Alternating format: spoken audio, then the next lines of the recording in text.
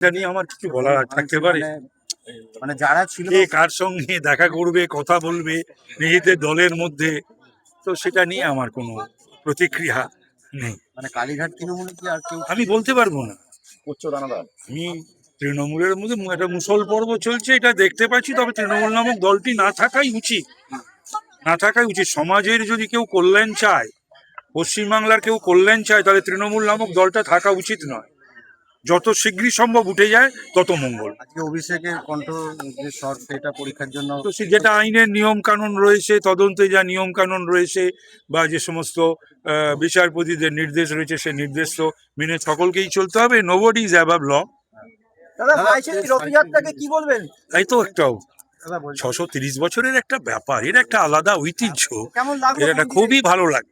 ভালো মানে তো ভালো লাগার বিষয়, ভালো লাগার ব্যাপারও। আমি আমার স্ত্রী দুজনেই এসেছিলাম। কালকে দাদা মুখ্যমন্ত্রী তারকেশ্বরে বলেছেন যে সমস্ত দেবস্থানগুলোকে নিয়ে একটা সার্কিট তৈরি হবে, 1000 কোটি টাকা উচিত তো হওয়া, উচিত হওয়া। এটা এতদিন ধরে যে হয়নি, এটাই আশ্চর্যের। উচিত হওয়া, পর্যটন শিল্প কি আর ভালো তো হওয়া উচিত।